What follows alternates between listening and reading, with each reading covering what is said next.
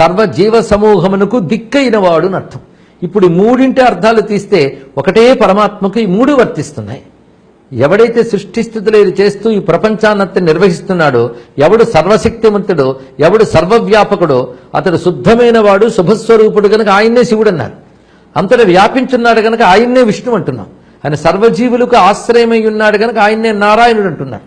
ఆయనే అందరి దుఃఖాలు పోగొడతాడు గనక ఆయన్నే రుద్రుడు అంటున్నారు. ఎప్పుడైతే నామాలకు అర్థం తెలుస్తున్నదో అదంతా ఒకే పరమాత్మను, ఒకే పరమేశ్వరుని తెలియజేస్తున్నది స్పష్టమైపోతున్నది. కనుకనే అనేక నామాలు ఒకే పరమాత్మని ఎలా తెలియజేస్తున్నావో అనేక రూపాలు కూడా ఒకే పరమాత్మని తెలియజేస్తున్నాయి. తెలుసుకుంటే సరిపోతుంది.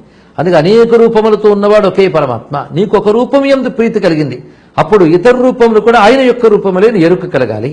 అందుకే వేదముల యందు శివమంత్రములతో పాటు విష్ణు మంత్రాలు, విష్ణు మంత్రాలతో పాటు శివమంత్రాలు కనబడుతూ ఉంటాయి. దీని అర్థం ఏమిటి అంటే